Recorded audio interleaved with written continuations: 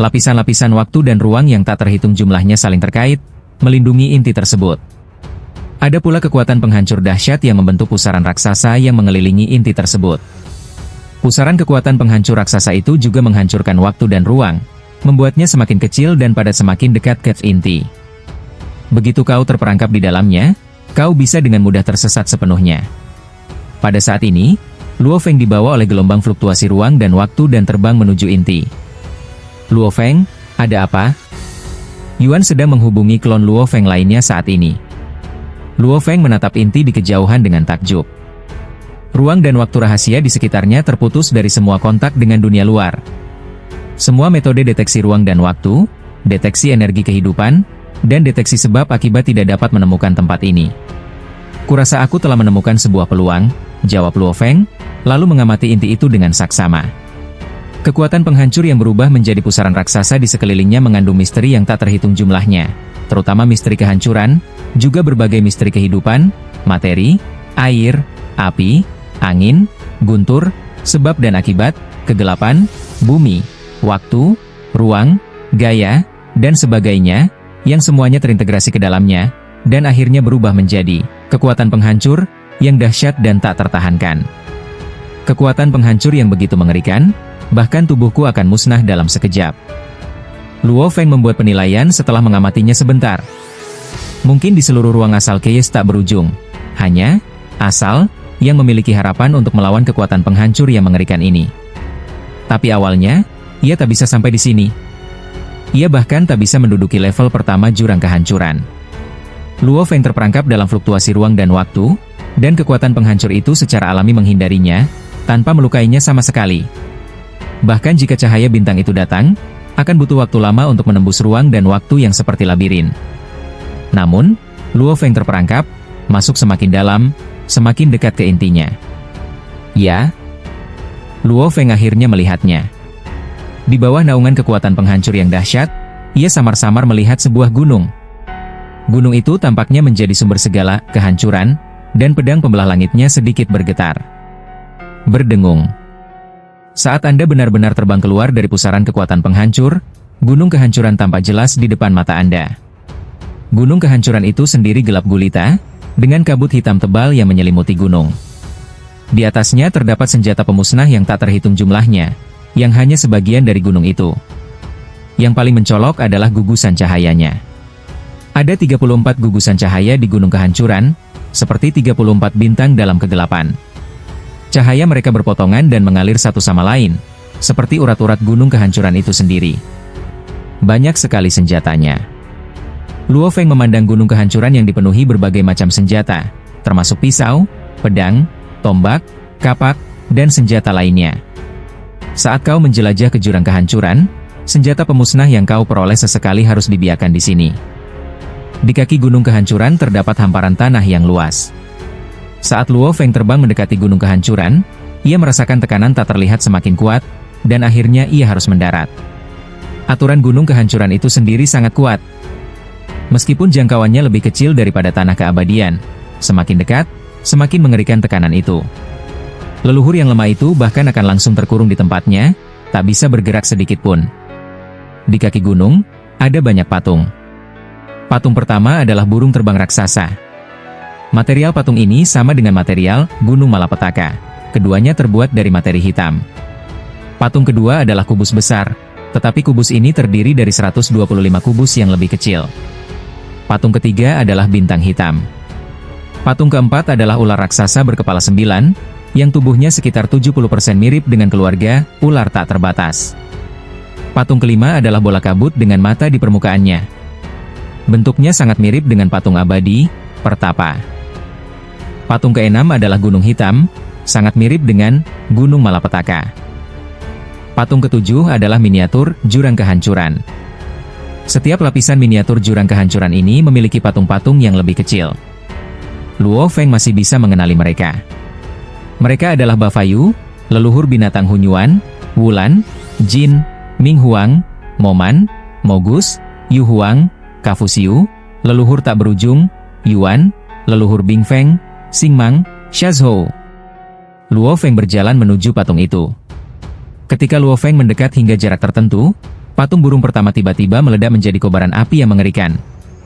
Matanya menyala, dan kepalanya sedikit miring, menatap Luo Feng dengan saksama. Ledakan. Patung-patung burung terbang berkumpul dan bubar secara acak, dan tak terlihat.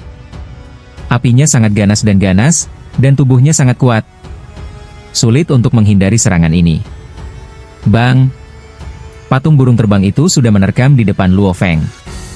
Sayap patung burung itu menebas jubah merah darah Luo Feng bagai pedang raksasa, merobek lapisan energi pelindungnya, menyebabkan jubah merah darah itu bergetar. Tubuh Luo Feng sedikit bergetar dan ia mundur selangkah. Langkahnya menyebabkan tanah bergetar hebat, dan banyak retakan muncul. Kemudian, sebuah kepala burung raksasa muncul di hadapan Luo Feng. Ia membuka mulutnya dan menyemburkan api 5 warna yang mengerikan, membakar tubuh Luo Feng. Luo Feng melangkah maju melawan api 5 warna itu, dan sosoknya berubah menjadi cahaya pisau, menebas kepala burung itu. Cakar raksasa patung burung itu muncul entah dari mana dan mencengkeram dada Luo Feng. Luo Feng mengulurkan tangannya dan mencengkeram cakar ganas itu. Burung api itu meronta hebat, tetapi tidak bisa keluar sama sekali. Tubuh Luo Feng menyemburkan 1,8 miliar energi asli, mencengkeram burung api itu dengan satu tangan, dan membantingnya ke tanah. Ledakan. Luo Feng menghantamkan tangannya keras ke tanah, dan patung burung itu berubah menjadi api tak berujung dan lenyap saat menyentuh tanah. Api berkumpul tak jauh dari sana, dan mengembun kembali ke patung burung itu, tak bergerak. Patung burung itu menyeringai. Berdengung. Ada informasi yang datang. Bentuk kehidupan pamungkas ketiga yang datang ke Gunung Kehancuran. Jika ia berhasil melewati 7 ujian, ia akan mampu mengendalikan jurang kehancuran. Luo Feng menerima pesan ketika ia tiba di bagian terluar Gunung Kehancuran. Luo Feng sedikit terkejut, matanya berbinar. Termasuk aku, hanya 3 yang terpilih. Luo Feng langsung mengerti bahwa patung ini adalah ujian. Berdasarkan urutan prioritas, hanya dengan mengalahkan patung yang lebih lemah seseorang dapat menantang patung yang lebih kuat. Ketika ketujuh patung dikalahkan, seluruh jurang kehancuran dapat dikuasai. Selain aku, ada 2 makhluk hidup pamungkas lain yang juga mengetahui rahasia ini. Luo Feng berpikir, jika Kafusiu tidak berasal dari tempat ini, lalu siapa 2 makhluk hidup pamungkas lainnya? Setiap penguasa mencatat dan membagikan informasi tentang jurang kehancuran, tetapi tidak mencatat tempat ini. Xingmang bukanlah orang yang pelit. Dia tidak mencatat tempat ini, jadi dia pasti belum pernah ke sini. Luo Feng samar-samar mengerti bahwa bukan berarti seseorang bisa datang ke sini hanya karena kekuatan yang besar. Pasti ada semacam ambang batas penyaringan untuk datang ke sini. Kafusiu pernah menemukan kesempatan di lantai 19 jurang kehancuran dan mendapatkan baju zirah perang.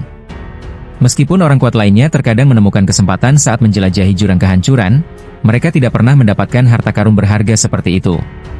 Kafusiu adalah satu-satunya yang mendapatkan harta karun berharga seperti itu, dan hal ini diketahui dunia luar. Di seluruh ruang purba yang tak berujung ini, tak seorang pun tahu di mana inti tempat misterius, jurang kehancuran, berada, atau bagaimana cara mengendalikannya. Siapa sangka aku akan mengetahui rahasia ini begitu tiba di sini. Jadi, Kafusiu mungkin ada di sini, yang berarti orang kuat lain juga ada di sini. Luo Feng memandang gunung kehancuran di depannya. Para penguasa lain di camp kultivatorku mungkin tidak pernah menginjakkan kaki di sini. Memotong. Luo Feng mengulurkan tangannya, dan 5 cahaya pedang yang menyilaukan langsung bersinar dari kelima jarinya. Kelima cahaya pedang itu turun dengan dahsyat, langsung membentuk formasi yang mengerikan. Formasi pedang itu sepenuhnya menyelimuti area tempat burung api itu berada. Di dalam formasi pedang itu, cahaya pedang yang tak terhitung jumlahnya mencekik dengan ganas, dan akhirnya secara akurat menyentuh inti tubuh burung api itu. Saat menyentuh inti, burung yang menyala itu hancur total. Cahaya pedang Luo Feng secara alami diserap oleh tanah di bawah kakinya, meninggalkan bekas. Luo Feng tiba-tiba mengerti. Sama seperti tempat duduk di tanah abadi, setelah meninggalkan bekas, kau bisa langsung bereinkarnasi dan turun di lain waktu, tanpa harus menempuh perjalanan yang berat. Hal yang sama berlaku untuk gunung kehancuran. Setelah lulus ujian patung pertama, kau memenuhi syarat untuk meninggalkan bekas dan bisa langsung turun di masa mendatang. Luo Feng mengulurkan tangannya dan dengan lembut menekan kelima jarinya ke tanah di bawah kakinya. Ketika tandanya menyatu dengan tanah di bawah kakinya, Luo Feng juga merasakan gunung kehancuran yang menjulang tinggi di depannya menjadi jauh lebih bersahabat, dan aturan serta rintangan yang awalnya tak terlihat pun sepenuhnya menghilang. Ke-34 bola cahaya di gunung kehancuran menjadi sangat jelas tanpa hambatan aturan. Urat-urat yang terbentuk oleh perpotongan cahaya tersebut secara alami membentuk jalur pegunungan, yang mengarah langsung dari kaki gunung ke puncak gunung. Jadi, satu-satunya cara untuk mencapai puncak gunung kehancuran adalah melalui jalur pegunungan, tebak Luo Feng. Tentu saja, ini hanya tebakan. Mari kita lihat lebih dekat. Luo Feng cukup penasaran dengan 34 bola cahaya di gunung kehancuran, jadi ia segera terbang. Penekanan aturan tak terlihat masih ada, dan dengan kekuatannya, ia tertahan dan tidak bisa terbang. Inti dari 34 jenis kekuatan penghancur ada di depan mataku. Luo Feng mengamati dengan saksama. Tujuan terbesarnya datang ke jurang kehancuran adalah untuk mengumpulkan misteri jalan kehancuran. Sebelumnya, saya pribadi merasakan para utusan dunia mengepung saya dan merenungkan misteri kekuatan penghancur. Namun, perenungan saya sendiri belum tentu sempurna, tidak seperti sekarang ketika semua misteri tersaji di depan mata saya. Meskipun akumulasi misteri Dao kehancuran kini telah mencapai ambang penciptaan Dao Pedang Hunyuan, semakin dalam akumulasinya, semakin mulus jalannya saat menciptakan Dao Pedang Hunyuan. 34 bola cahaya ini, masing-masing berisi semua misteri kekuatan penghancur. Luo Feng sedikit terkejut. Dan itu berisi jalan kehancuran dari level 1 hingga 19 jurang kehancuran. Mungkinkah seluruh jurang kehancuran berada tepat di level 34? Luo Feng tak bisa menahan diri untuk menebak. Namun dia tidak terlalu mempedulikannya dan lebih peduli pada misteri ini. Luo Feng duduk bersila dan dengan sabar mengamati serta mengalaminya. 30 abad telah berlalu dalam sekejap mata. Luo Feng telah menangkap setiap detik kehancuran ini di dalam hatinya. Fenomena ini, Luo Feng memperhatikan bahwa 34 sinar cahaya terang berkumpul membentuk urat-urat di seluruh gunung kehancuran. Urat-urat ini seolah menggabungkan 34 jenis misteri kekuatan penghancur, dan semuanya menyatu sempurna. Saat itu, Luo Shuangfeng teringat inti kehidupan Tiansheng Hunyuan kehidupan, yang didasarkan pada satu misteri dan dilengkapi dengan berbagai misteri untuk membentuk satu kesatuan yang utuh. Ini lebih seperti jalur, inti kehidupan, menuju kehancuran. Luo Feng samar-samar merasakannya. Dengan kehancuran, sebagai elemen utama dan kompatibel dengan berbagai inti kehidupan misterius, mengikuti bimbingan gunung kehancuran, secara teoritis 34 jenis kekuatan penghancur dapat digali dan diintegrasikan dengan sempurna menjadi satu. Tentu saja ini situasi yang sempurna. Jalan ini hanya cocok untuk para leluhur dan tidak untuk kita para penguasa kultivator. Luo Feng memahami hal ini. Para leluhur dilahirkan dengan inti kehidupan di dalam tubuh mereka. Inti kehidupan secara alami dipelihara oleh ruang asal caotik yang tak terbatas, sehingga mereka dapat menyimpan banyak misteri. Sangat umum untuk mengandung misteri, tetapi para penguasa kultivator perlu memahaminya sendiri, dan jarang untuk memahami jalan di tingkat Hunyuan. Benar sekali, pikir Luo Feng sambil berpikir. Tempat misterius dapat melahirkan beberapa tingkat kekuatan tertinggi, tetapi tidak peduli seberapa istimewanya tempat misterius itu, ia tidak dapat melahirkan Tao pada tingkat Hunyuan. Misalnya, di tempat misterius yang disebut Tembok Api Neraka, ada 12 tingkat kekuatan api tertinggi yang telah ditemukan. Wilayah Bangau Darah juga mengandung kekuatan darah, kekuatan keabadian, dan kekuatan bayangan. Tidak diragukan lagi bahwa semua tempat misterius hanya dapat melahirkan tingkat kekuatan tertinggi.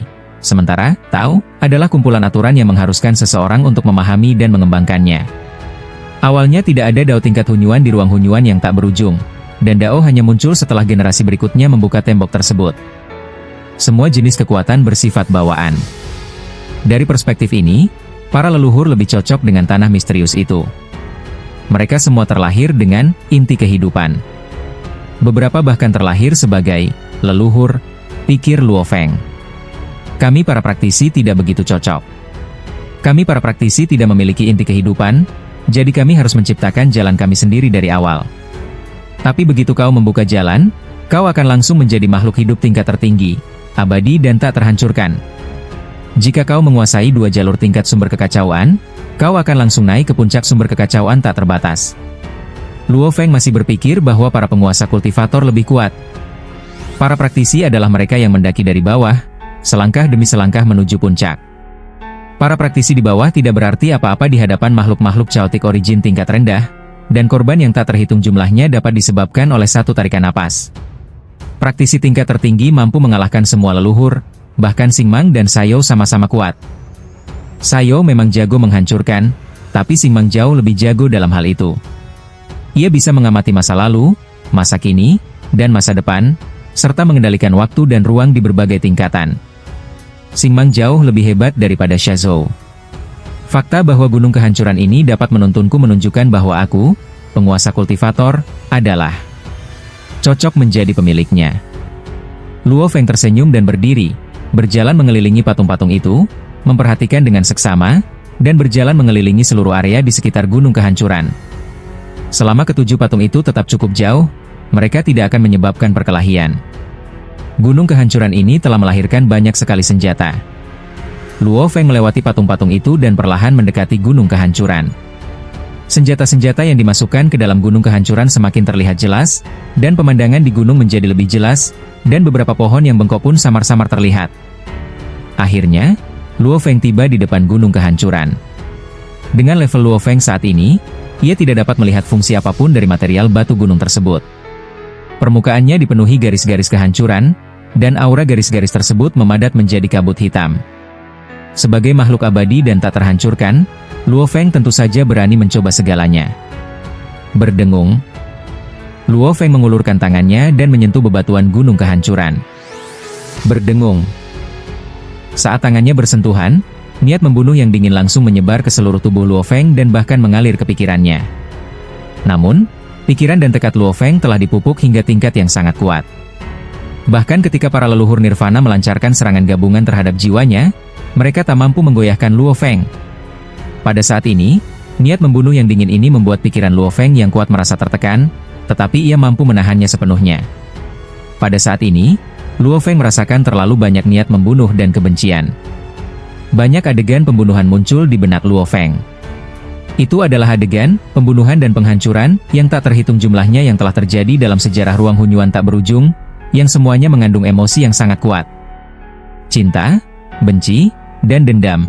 Bahkan Hunyuan alami mengandung emosi kuat yang tak berujung. Tentu saja, sebagian besar emosi yang kuat ini berasal dari makhluk-makhluk di dunia sumber. Setiap dunia sumber dapat melahirkan terlalu banyak kehidupan, dan sebagian besar kehidupan ini berumur pendek. Mereka telah mengalami terlalu banyak bencana. Tak terhitung jumlahnya telah mengalami semua bencana yang dibawa oleh sumber kekacauan alam. Semua yang kumiliki telah dihancurkan oleh Hunyuan alami ini. Bunuh, bunuh, bunuh. Seorang kultivator menyerbu dengan liar menuju kehidupan Hunyuan kelas dunia. Setitik napas dari kehidupan Hunyuan kelas dunia sudah cukup untuk mendatangkan bencana yang hampir tak terelakkan bagi banyak makhluk di dunia sumber ini. Bahkan yang paling berkuasa di antara mereka hanyalah hiburan bagi Hunyuan tingkat dunia. Berani sekali kau melambai padaku. Lalu napas itu berubah menjadi sosok yang bengkok dan menelan praktisi itu. Mengapa? Mengapa kita tak bisa melawan? Mengapa kita hanya bisa menunggu kematian?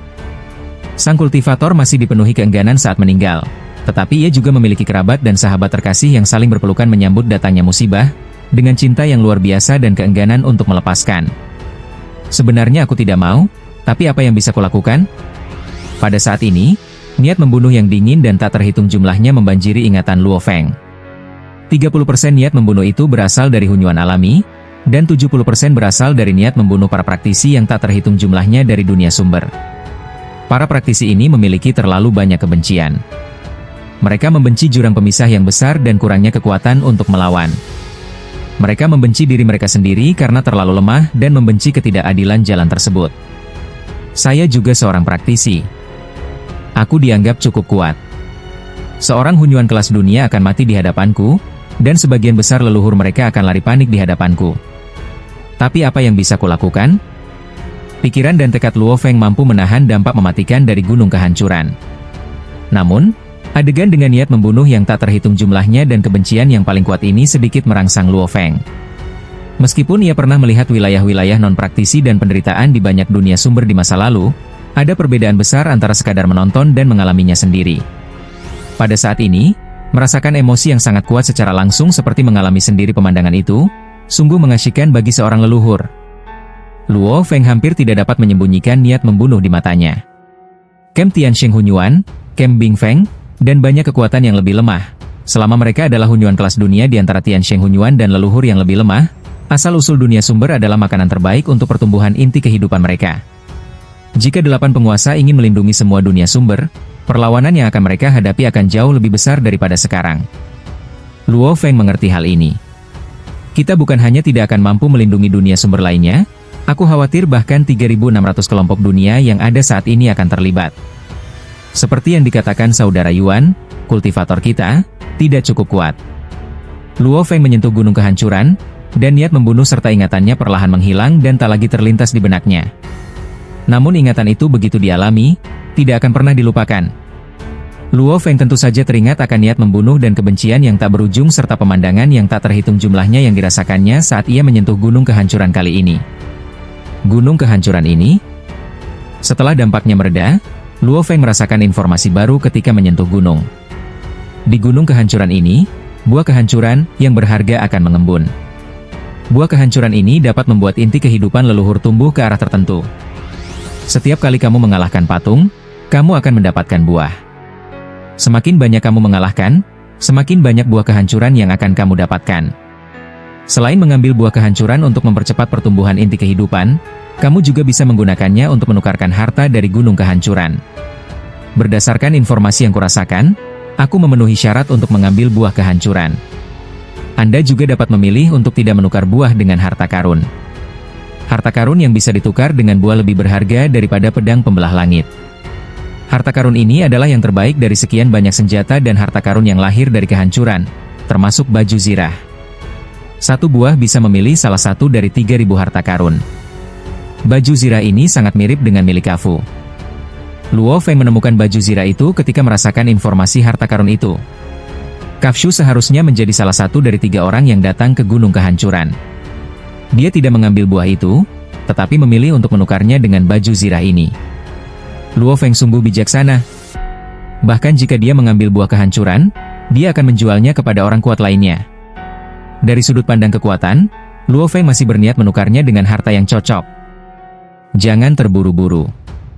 Semakin banyak patung yang kau kalahkan, semakin banyak buah kehancuran yang akan kau dapatkan, yang bisa ditukar dengan harta karun yang lebih baik. Luo Feng bisa merasakan jurang kehancuran membimbingnya, dan ia mencoba menemukan cara untuk mengembangkan makhluk yang benar-benar kuat ke arah kehancuran. Baik urat-urat yang terungkap dari gunung kehancuran maupun buah kehancuran, semuanya mengarahkan pertumbuhan inti kehidupan ke arah kehancuran. Seharusnya aku dan Sayo yang datang ke gunung kehancuran berdasarkan petunjuk ini. Luo Feng menebak. Ia berpikir bahwa Sayo adalah orang yang paling mungkin. Ia hanya menguasai 2 kekuatan tingkat tertinggi, tetapi kekuatan penghancurnya jauh melampaui leluhur ular tak berujung, leluhur Bing Feng, dan yang lainnya.